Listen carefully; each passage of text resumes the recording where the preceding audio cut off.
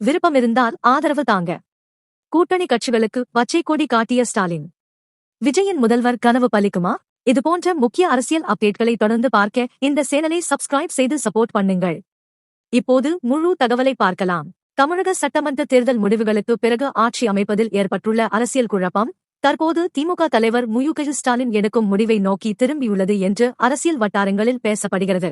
நேற்று மாலை தமிழக ஆளுநர் ஆர்.வி. அர்லேகரை சந்தித்த தமிழக வெற்றிக் கழக தலைவர் விஜய் தனது ஆதரவாக 113 எம்.எல்.ஏ.க்கள் இருப்பதாக பட்டியல் வழங்கியிருந்தார்.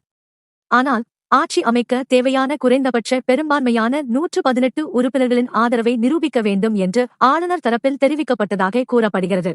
இன்று மீண்டும் விஜய் ஆளுநரை சந்தித்த பிறகு ஆளுநர் மாளிகை வெளியிட்ட அதிகாரப்பூர்வ விளக்கத்தில் தமிழக வெற்றிக் கழக தலைவர் விஜய் ஆட்சி அமைக்க தேவையான பெரும்பான்மையை நிரூபிக்கவில்லை.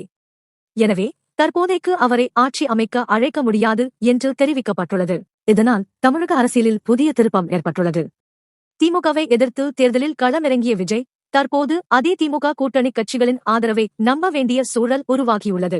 இந்த விவகாரத்தில் திமுக தலைவர் மு.க. ஸ்டாலின் எடுத்துள்ள நிலைப்பாடு அரசியல் வட்டாரங்களில் கவனத்தை ஈர்த்துள்ளது. தமிழகத்தில் ஆட்சியமைப்பதில் திமுக தடையாக இருக்காது.